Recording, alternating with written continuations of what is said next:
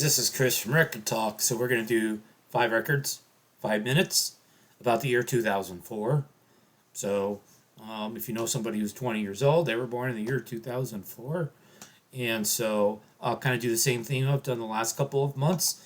So the first record I'm going to show is of the oldest, or who I believe is the oldest person who released something in 2004 that I own. And so it's Mr. Westerberg, Paul Westerberg, with his album Folker. This was actually fairly late as far as Westerberg goes.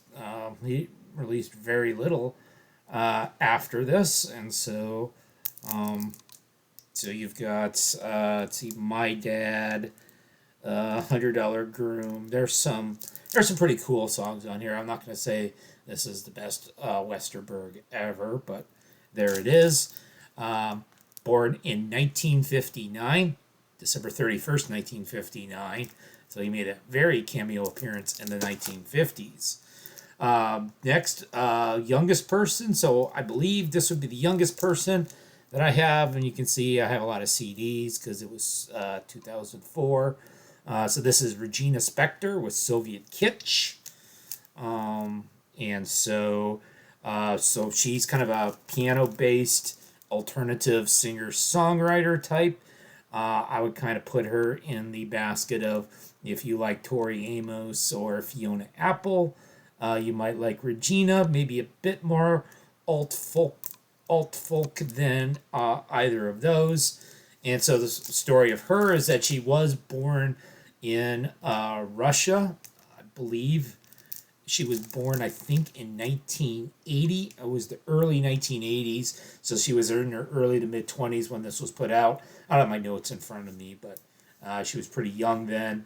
Her family actually considered staying in Russia because they couldn't take their piano, and having her play the piano was very important. But they did eventually immigrate, and we're in Europe for a while, ended up in the States, and we have piano, so she got to continue on. So a band who came from another possibly better band. And so we've got Wilco, A Ghost is Born. And I'm going to make an admission about Wilco. I own a bunch of Wilco CDs, and I hardly ever listen to them. Maybe that Yankee Hotel Foxtrot. But, of course, Jeff Tweedy came from Uncle Tupelo. And I'm going to be honest, I listen to my Uncle Tupelo records a lot more than I listen to any of my Wilco records, because I think Uncle Tupelo is cooler. And then Jay Farrar was in Sunvolt. And then, of course, what might be cooler than any of it is the Bottle Rockets. And then next category was like a great debut. I didn't have much in the way of debuts from 2004. I do own Franz Ferdinand, and this big ass double CD, so you know it's going to be kind of bloated. Well, there's really just one CD and then a bonus disc. So the bonus disc only has 5 songs on it.